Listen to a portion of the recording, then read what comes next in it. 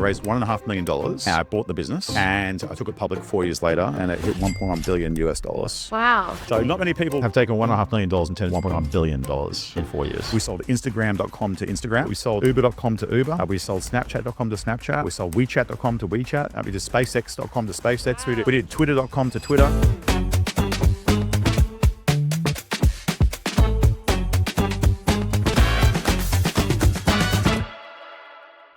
Hey, Potty Fam, I'm your host, Jane Lou, and welcome to today's episode of the Lazy CEO podcast, where we talk all things business and personal development with some of the biggest trailblazers in the world. I'm thrilled to be joined by a true industry pioneer who's reshaped the world of freelancing and online financing, Matt Barrie. Matt is the founder of Freelancer.com, the world's largest freelancing and crowdsourcing marketplace. Freelancer has empowered and connected 77 million professionals and businesses worldwide. Freelancer is a listed company that has reached a market cap of over $1 billion.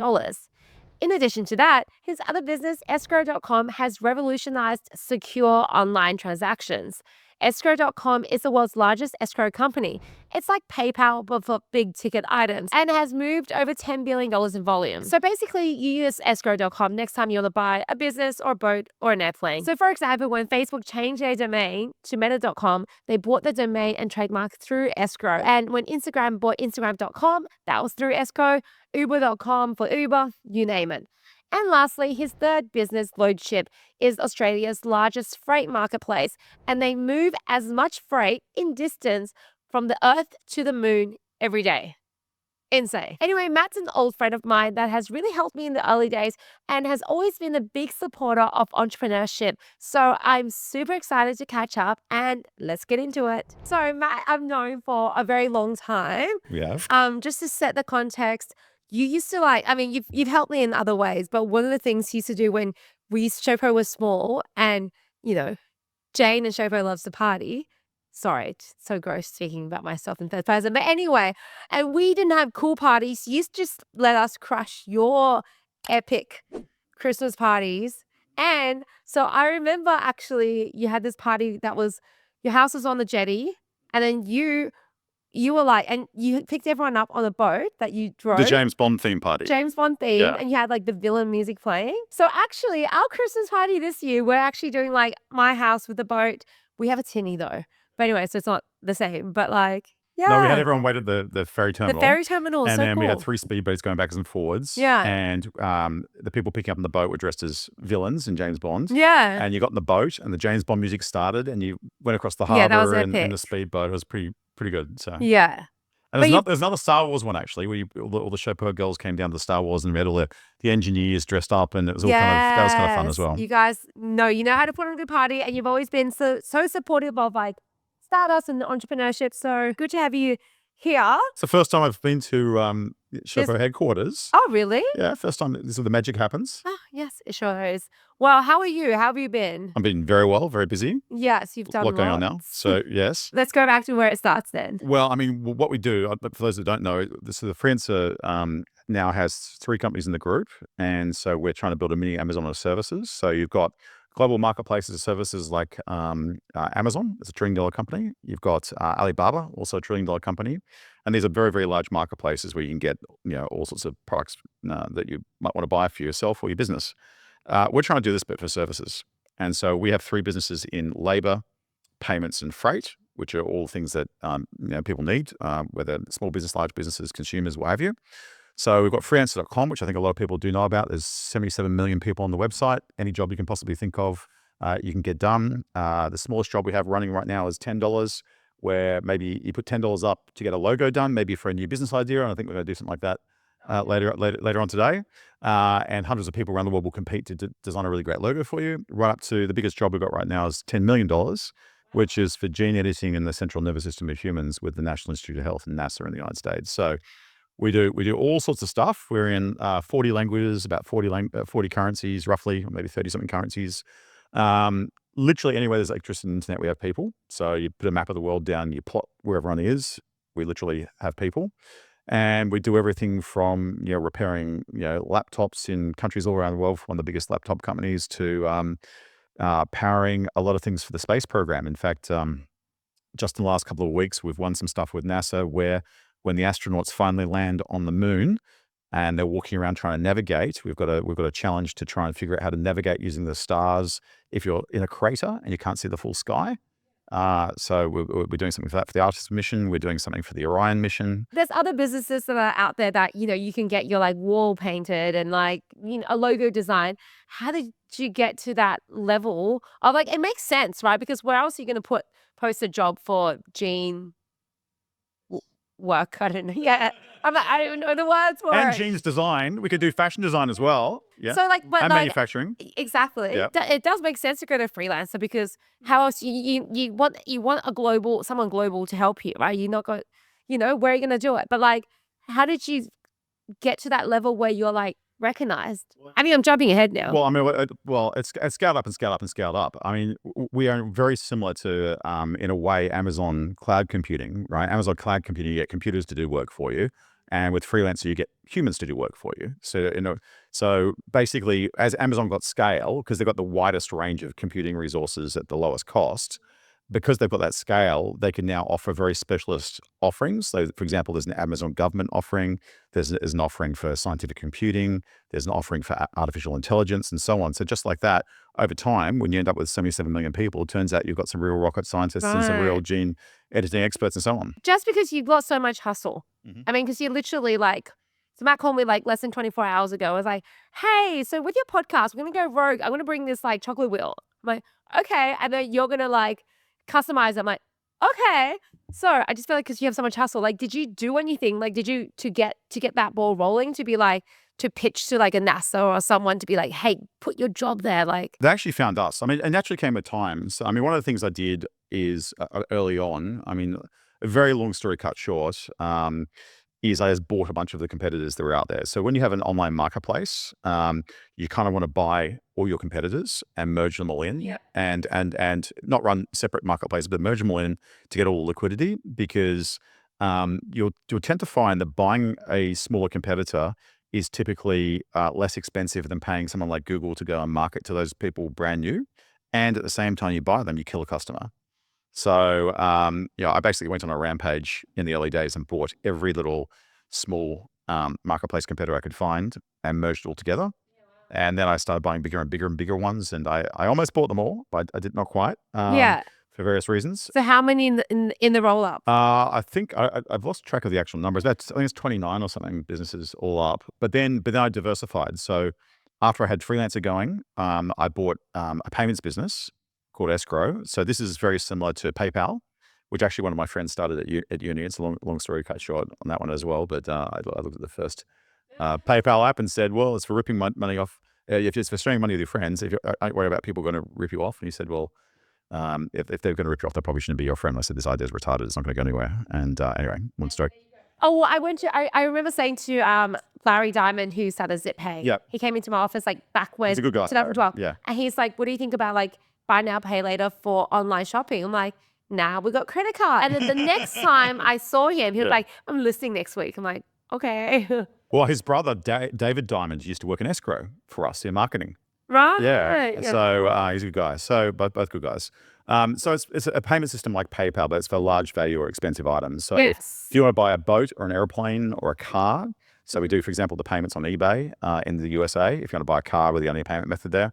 If you want to buy a business, if you do M&A, you want to import from China, maybe a shipping container of things, you can pay. When I upgrade from my tinny, I will be. There you go. Come to us and we'll secure the payment. When Facebook changed its name to Meta.com recently, we did the domain name transaction and all the trademarks, because they bought a bunch of trademarks around the world to secure that up. Is that a publicly disclosed number of what they? No, it's not.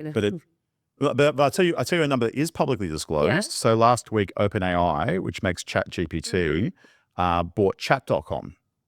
And they bought it from one of the HubSpot founders. Right. And it was sold twice. First of all, it was sold to the HubSpot guy, and we handled that transaction, and that number's public. And then secondly, he then resold it a few months later to OpenAI for ChatGPT. So ChatGPT, you can now access on chat.com. Wow. But the first transaction is public. I can tell you the number if you want. What is that?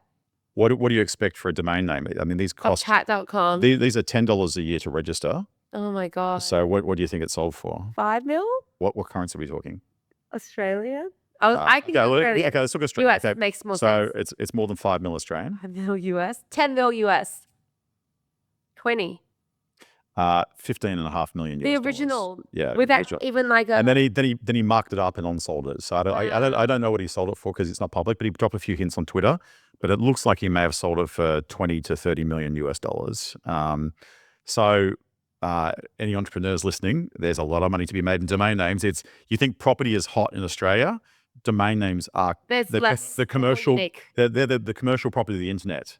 And so you can if you get a really, really good domain name now, like if you get a one-word domain name, and that's like what I call the canonical term for the industry. Like, if you want to search for cars, cars.com, or payments.com or funding.com or something like that, those names now go for minimum high $1 to $2 million US.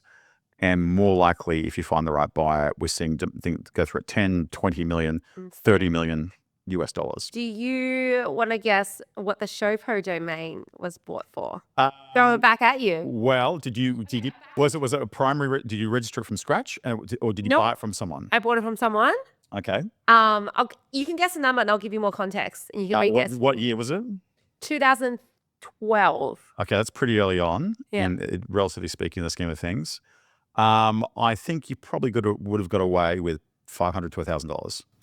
Damn it, I overpaid. How much did you pay? Okay, I'll give you context. Basically, we were showponyfashion.com. Yeah. And then when we started growing to the US, realized that there were other Showpony brands like and then so we originally approached showpo.com, owned by like some Chinese kind of company, and we kind of were like, oh, well. Was there actually something on it? Was something actually operating? Nothing was on it. Was it a form of business on it, or was it just a blank page? It was just like, if you want to pay for it, this is when. And then we're like, and then that's why I was like, I'll go from like a Gmail, act like a nobody, and be like, so then we can just get it at a really cheap price. They didn't reply. And then when we went through 3 months of like trying to think of how to brand the name, we couldn't think of anything else. We're like, let's just go back to showpo.com and then see if we can like pitch it to that right from showponyfashion.com and be like, we really want your brand. We have a commercial. Well, now the price goes up. It went up $7,000. But then like now we have that. That was really good money spent. Well, I bought the domain name freelancer.com. How much? Yes, that's right. I bought it in 2010. In fact, because the first business I bought was called Get a Freelancer. And, I was very happy with that name because it tells you what you do, right? Get a freelancer. Yeah. And then there's a guy who gave me a little bit of money early on to start the business. And he said, why don't you buy freelancer.com? And I said, well, that's a bit abstract. There's a computer game by Microsoft called Freelancer. It's a bit, what does it mean, et cetera. It's a bit abstract. It's not as clear as Get a Freelancer. And he said, well, what happens if your competitor buys Freelancer? And I thought, oh, that's going to be bad. And I'll be subordinated forever. Yeah. Imagine being Get a Freelancer and someone else's freelancer doing the same thing. I mean, you're stuffed, basically. So I thought I have to buy it. And it turns out there was a computer magazine called Freelancer back in the 80s that had the name registered in the 90s and went bust. And so some guy in Canada, and it's a bit like your story, there's a British guy living in Canada. And I emailed him, I said, hey, I'd like to buy this name. And he goes, well, how much are you offering? And I can't remember where I started. I think I said like $20,000. He said, I want $750,000 US dollars. And I was only doing $1 million a year of revenue, right? And so that was like huge amounts of money.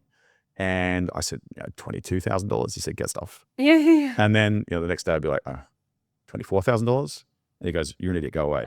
And it became a bit of a joke over about 9 months. I'll go to the pub and my friends are like, have you messaged this guy yet?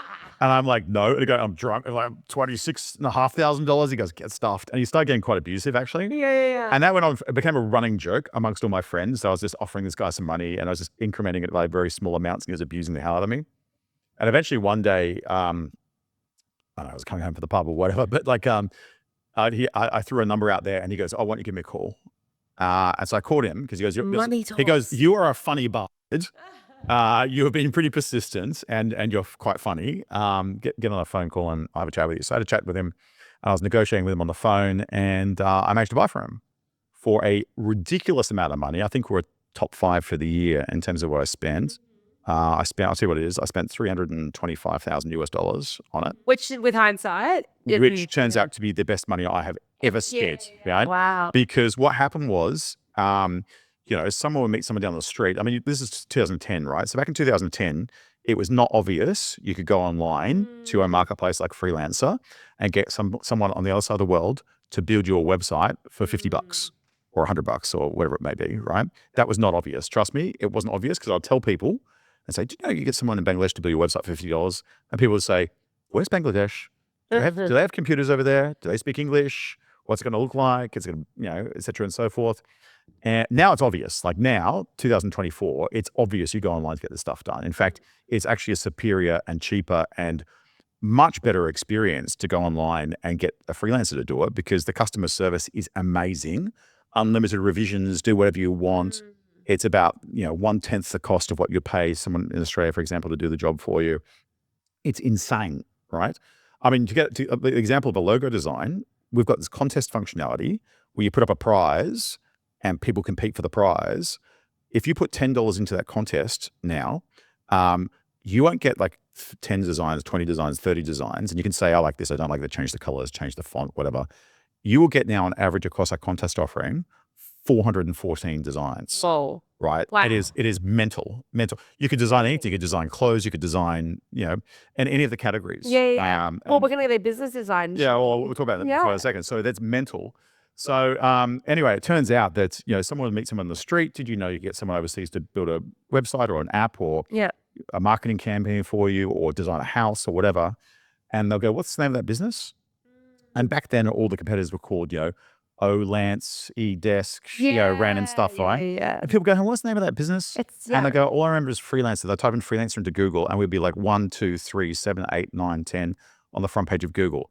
The journalists would always remember you. Like they go, what's the name of this company's in this space? And they go, Freelancer. What else is there? I'm trying to remember the weird names.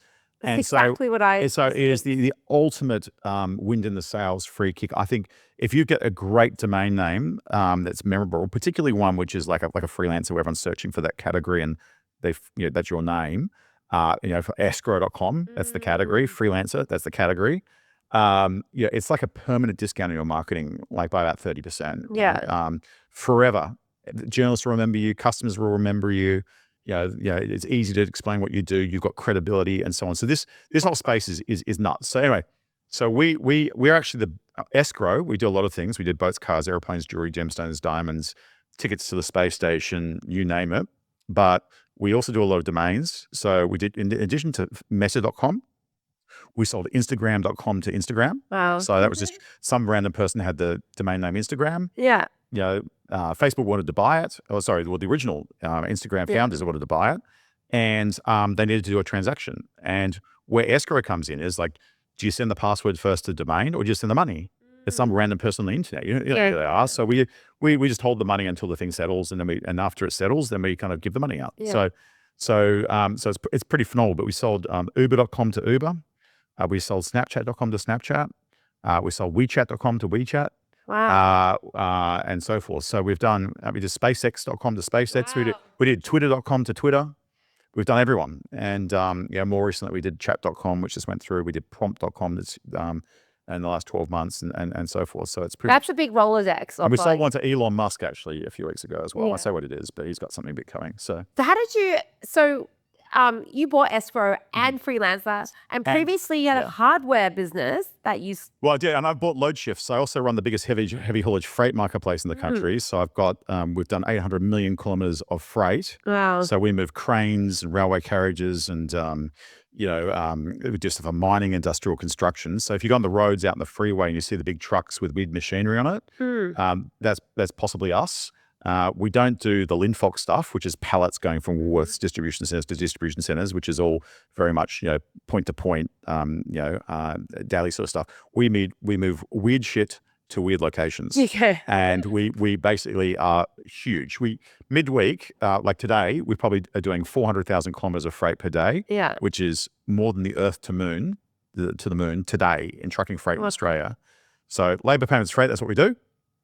Before that, you mentioned I did chip design. I built a chip, a semiconductor for high performance scanning of network traffic, and that company ultimately sold to Intel. But that was one of those businesses that went for many, many years, didn't make a lot of money, a couple of $1 million a year. And is that how you got funding to buy Freelancer? No, well, first of all, I didn't raise. The little secret is I didn't raise very much money to start Freelancer. So I found a business I liked. How did you find it? My mum runs a wholesale business, and she has a warehouse like this. Yeah. And but it's for arts and crafts and paints and glues and stuff. And like in 1995, I told her to build a website. And if she did, she would have been Jeff Bezos, but Yeah. it didn't happen. Then years later, I know, but years later, I'm like, you need a website, Mom. It's like, whatever. So years later, it was like 2007. I said, Mum, you need to have a website. You have a website. And my last business was basically in the process of exiting. And I said to my mum, okay, tell you what, I'll boot this website for you. I'm like really annoyed you haven't got a website. I've been telling you for almost 10 years, I'll build it for you. So I built her a website because I've got an engineering background. And I didn't realize, like with your business, you probably take a lot of photos and you got a lot of product descriptions and you got a lot of pricing you got to get right and so forth. And with her business, it was all in her head and it was a mess. Yeah. So I had to photograph 10,000 items, write the descriptions for 8mm beads, triangular, crystal, whatever. Mental. So my first business, you remember Fat Boy Group? Yeah. That was like, we had 2 SKU counts, like for everything. And I was still taking a photo, uploading it when I tried to build a website myself. Yeah. Back in the day. So I had to do all that work and I needed a lot of data entry to be done because basically it was just everything was just, nothing had a proper description, et cetera, and so on. And it was very frustrating sort of work. And I tried to get little brothers or sisters of a friend of mine to do the job because it was just boring, repetitive data entry style work. And I said, I'll pay you $2 per row in an Excel spreadsheet. I'll start with 1,000 rows. I'll give you, pay you $2,000.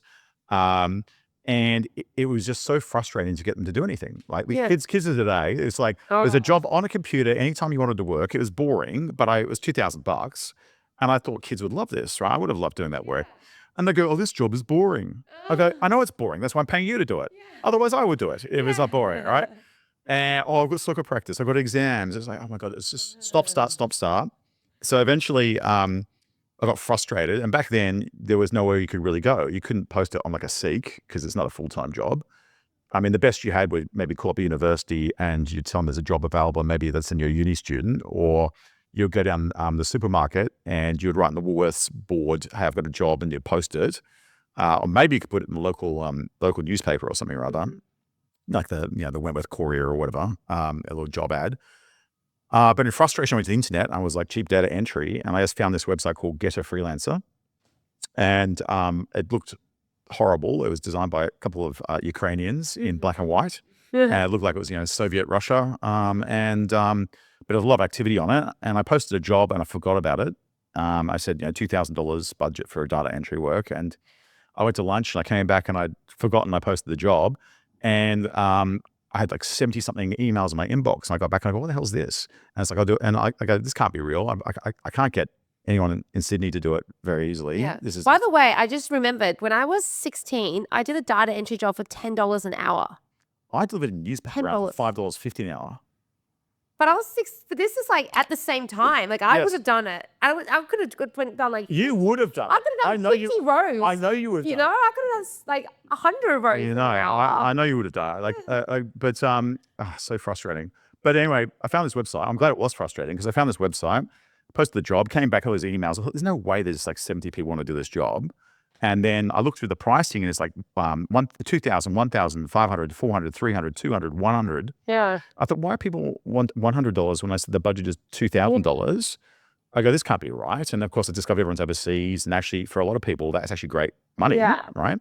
Because that at the time, 5 billion people on the planet lived on $10 a day. Yeah. So $100 is like 10 days' work potentially. But you could get it done in, I don't know, like one day.